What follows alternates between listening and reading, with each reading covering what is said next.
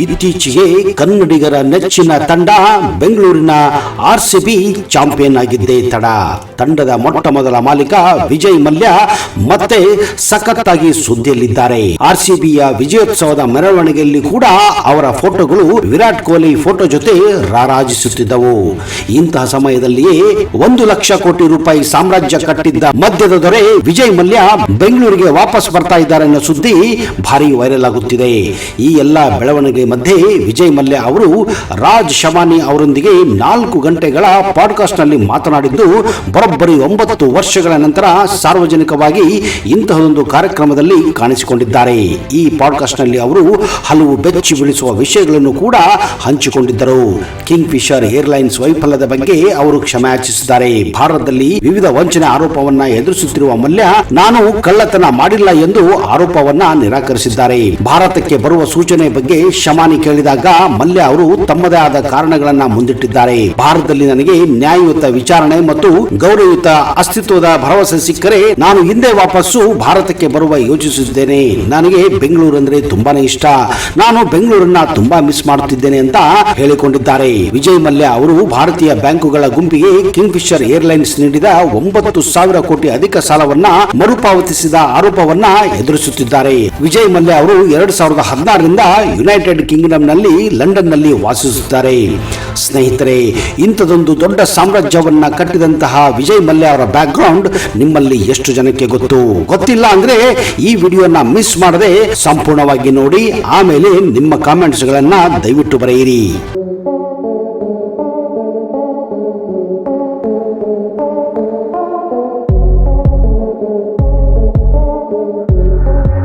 ಹುಡುಗಿಯರ ಶೋಕಿ, ಹಣದ ದರ್ಬಾರು, ತಿಂಡಿ ದುಬೈಯಲ್ಲಿ ಮಾಡಿದರೆ ಮಧ್ಯಾಹ್ನದ ಊಟ ಸಿಂಗಪೂರಿನಲ್ಲಿ, ರಾತ್ರಿಯ ಊಟವಂತೂ ಪ್ಯಾರಿಸ್ನಲ್ಲಿ.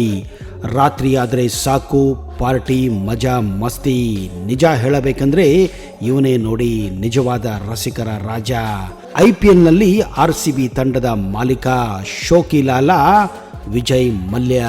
ಇವನ ಕರ್ಮಕಾಂಡಗಳ ಬಗ್ಗೆ ಇಂಚಿಂಚಾಗಿ ಇವತ್ತಿನ ಈ ವಿಡಿಯೋದಲ್ಲಿ ನಿಮಗೆ ಮಾಹಿತಿ ಕೊಡ್ತಾ ಇದ್ದೀನಿ. ಅದಕ್ಕಿಂತ ಮೊದಲು ನೀವು ನಮ್ಮ ಚಾನಲ್ಗೆ ಹೊಸಬರಾಗಿದ್ದರೆ ದಯವಿಟ್ಟು ಈಗಲೇ ಸಬ್ಸ್ಕ್ರೈಬ್ ಮಾಡಿ, ಜೊತೆಗೆ ಬೆಲ್ ಐಕನ್ ಕೂಡ ಪ್ರೆಸ್ ಮಾಡಿ. ನಮಸ್ಕಾರ ಸ್ನೇಹಿತರೆ, ನಿಮಗೆಲ್ಲ ಆತ್ಮೀಯ ಹಾಗೂ ಅದ್ದೂರಿ ಸ್ವಾಗತ. ತಂದೆಯ ಕಪಾಳ ಮೋಕ್ಷದಿಂದ ಆರಂಭವಾದ ವಿಜಯ್ ಮಲ್ಯ ಸಕ್ಸಸ್ ಕಥೆ ಬಹುಬೇಗ ವಿನಾಶದ ಹಾದಿ ಕೂಡ ಹಿಡಿದಿತ್ತು. ಒಂದು ಕಾಲದಲ್ಲಿ liquor king, the man of good times ಎಂದು ಕರೆಸಿಕೊಳ್ಳುತ್ತಿದ್ದ ವಿಜಯ್ ಮಲ್ಯ ಇಂದು ಭಾರತದಿಂದ ಪರಾರಿಯಾಗಿದ್ದಾನೆ. 9,000 ಕೋಟಿ ಸಾಲ ಮಾಡಿಕೊಂಡು ದೇಶ ಬಿಟ್ಟು ಓಡಿ ಹೋಗಿರುವ ವಿಜಯ್ ಮಲ್ಯ ಮರಳಿ ಭಾರತಕ್ಕೆ ಕರೆತರಲು ಹರಸಾಹಸ ಮಾಡಲಾಗುತ್ತಿದೆ. ಈ ರೀತಿ ಓಡಿ ಹೋಗಿರುವ ವಿಜಯ್ ಮಲ್ಯ ಈ ಹಿಂದೆ ಕಿಂಗ್ ಅಷ್ಟೇ ಆಗದೆ ಕಿಂಗ್ ಮೇಕರ್ ಕೂಡ ಆಗಿದ್ದ. ಬಾಲಿವುಡ್, ಲಿಕ್ಕರ್, ಕಾರ್ಪೊರೇಟ್, ಕ್ರೀಡೆ ಜಗತ್ತಿನಲ್ಲಿ ಅಬ್ಬರಿಸಿದ್ದ ವಿಜಯ್ ಮಲ್ಯ ನಿಜಕ್ಕೂ ಒಂದು ದುರಂತ ಕಥೆನೆ. ತಂದೆಯ ಕಪಾಳ ಮೋಕ್ಷದಿಂದ ಆರಂಭವಾಗಿದ್ದ ವಿಜಯ್ ಮಲ್ಯ ಸಕ್ಸಸ್ ಕಥೆ ಬಹುಬೇಗ ವಿನಾಶದ ಹಾದಿ ಹಿಡಿದಿದ್ದು ನಿಜಕ್ಕೂ ಒಂದು ರೋಚಕ ಕಥೆಯೇ ಆಗಿದೆ. 18 ಡಿಸೆಂಬರ್ 1955ರಂದು ಕೋಲ್ಕತ್ತಾದಲ್ಲಿ ಜನಿಸಿದ ವಿಜಯ್ ಮಲ್ಯ ಅವರ ತಂದೆ ವಿಠಲ್ ಮಲ್ಯ ಕೂಡ ಒಬ್ಬ ಬಹುದೊಡ್ಡ ಉದ್ಯಮಿಯಾಗಿದ್ದರು. ಇವರು ಮೂಲತಃ ಕರ್ನಾಟಕದ ಬಂಟ್ವಾಳದ ನಿವಾಸಿಗಳಾಗಿದ್ದರು. ವಿಜಯ್ ಮಲ್ಯ ತಮ್ಮ ತಂದೆಯಿಂದ ವ್ಯಾಪಾರ ತಂತ್ರವನ್ನು ಕಲಿಯುತ್ತಾರೆ. ಆರಂಭದಲ್ಲಿ ವಿಜಯ್ ಮಲ್ಯ ಅವರಿಗೆ ವ್ಯವಹಾರದಲ್ಲಿ ಆಸಕ್ತಿ ಇರಲಿಲ್ಲ, ಅಧ್ಯಯನದಲ್ಲೂ ಕೂಡ ಆಸಕ್ತಿ ಇರಲಿಲ್ಲ. ಏನೇ ಇದ್ದರೂ ಮೋಜು ಮಸ್ತಿ, ಹುಡುಗಿಯರ ಶೋಕಿ ಸ್ಕೂಲು ಕಾಲೇಜುಗಳಿಂದಲೇ ಇತ್ತು. ಕಾರಣ ಇವರು ಬಾರ್ನ್ ವಿತ್ ಗೋಲ್ಡನ್ ಸ್ಪೂನ್ ಅಂದರೆ ಬಂಗಾರದ ಚಮಚೆ ಹಾಗೂ ಬೆಳ್ಳಿಯ ತಟ್ಟೆಯಲ್ಲಿ ಊಟ ಮಾಡುತ್ತಿದ್ದ ವಿಜಯ್ ಮಲ್ಯ ಯಾಕೆ ಇವರಿಗೆ ಬಿಸ್ನೆಸ್ ಅಥವಾ ಯಾಕೆ ಇವರಿಗೆ ಓದು, ಏನೇ ಇದ್ದರೂ ಮಜಾ ಆಗಿತ್ತು.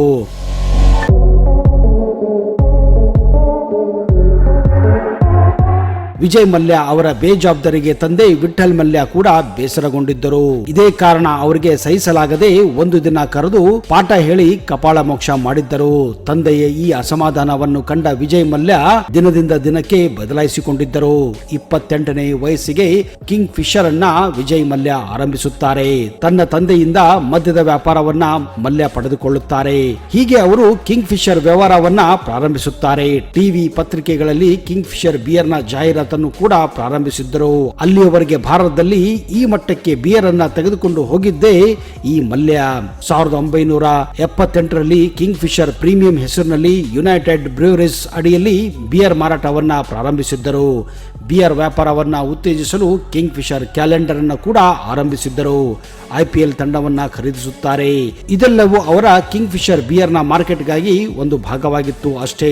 ವಿಜಯ್ ಮಲ್ಯ ಅವರು ಬಿಯರ್ ಮಾರ್ಕೆಟ್ ನಲ್ಲಿ ಬಹಳ ಸೃಜನಶೀಲರಾಗಿದ್ದರು. ಕಿಂಗ್ ಫಿಶರ್ ಅನ್ನ ಉತ್ತೇಜಿಸಲು ಅವರು RCBಯ IPL ತಂಡ ಹಾಗೂ ಫಾರ್ಮುಲಾ 1 ತಂಡಗಳನ್ನ ಕೂಡ ಖರೀದಿಸಿ ಅವುಗಳ ಮೂಲಕ ಇವುಗಳ ಮಾರುಕಟ್ಟೆಯನ್ನ ಕೂಡ ಮಾಡಿದ್ದರು.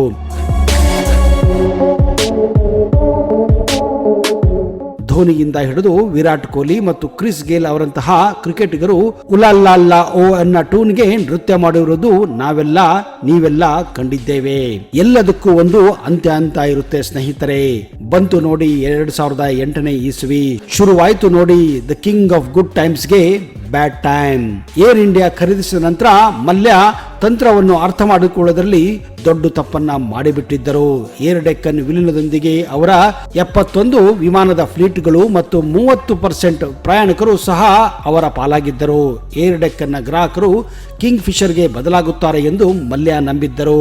ಆದರೆ ಇದು ಅವರ ಭರವಸೆಯನ್ನ ಹುಸಿ ಮಾಡಿತ್ತು. ಕಿಂಗ್ ಫಿಶರ್ ಬದಲಿಗೆ ಏರ್ ಡೆಕ್ಕನ್ ಗ್ರಾಹಕರು ಇತರ ಕಡಿಮೆ ವೆಚ್ಚದ ಏರ್ಲೈನ್ಗಳಿಗೆ ಬದಲಾಯಿಸಲು ಪ್ರಾರಂಭಿಸಿದ್ದರು.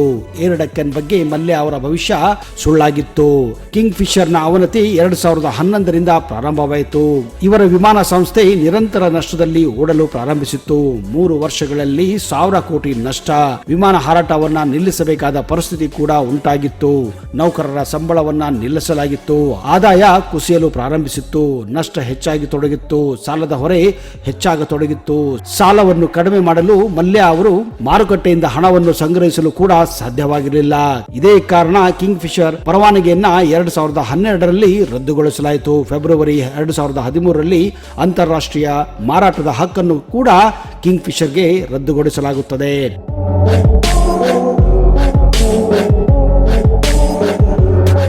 2014ರಲ್ಲಿ ಕಿಂಗ್ ಫಿಶರ್ 9,000 ಕೋಟಿ ಸಾಲವನ್ನ ಮಾಡಲಾಗಿತ್ತು.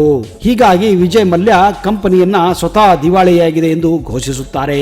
2016ರಲ್ಲಿ ವಿಜಯ್ ಮಲ್ಯ SBI ಸೇರಿದಂತೆ ಇನ್ನೂ 13 ಬ್ಯಾಂಕುಗಳಲ್ಲಿ 9,000 ಕೋಟಿ ಸಾಲ ಪಡೆದು ಇಂಗ್ಲೆಂಡ್ಗೆ ಪಲಾಯನ ಮಾಡಿದ್ದ.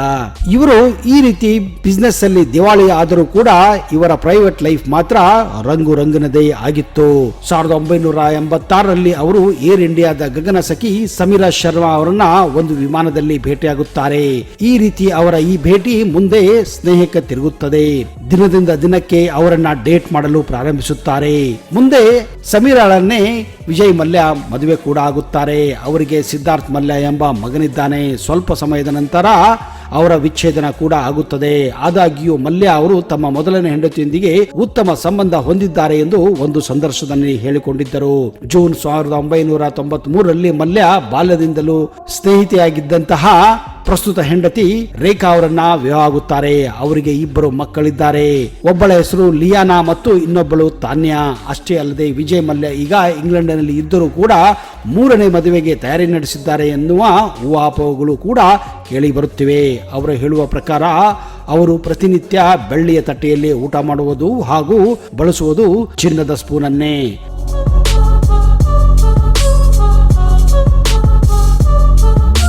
ವಿಜಯ್ ಮಲ್ಯ ತಮ್ಮ ವರ್ಣರಂಜಿತ ಜೀವನ ಶೈಲಿಗೆ ಹೆಸರುವಾಸಿಯಾಗಿದ್ದಾರೆ. ಅಷ್ಟೇ ಅಲ್ಲ, ಅವರು ಅಷ್ಟೇ ಆಧ್ಯಾತ್ಮಿಕ ಕೂಡ ಆಗಿದ್ದಾರೆ. ವಿಜಯ್ ಮಲ್ಯಗೆ ಕುದುರೆಗಳೆಂದರೆ ಪಂಚಪ್ರಾಣ. ಇದೇ ಕಾರಣ ಅವರು ಬೆಂಗಳೂರಿನ ಹತ್ತಿರ ಕುಣಗಲ್ನಲ್ಲಿ ಒಂದು ಕುದುರೆಗಳ ಸ್ಟಡ್ ಫಾರ್ಮ್ ಅನ್ನೇ 106 ಎಕರೆಗಳಲ್ಲಿ ಸ್ಥಾಪಿಸಿದ್ದರು.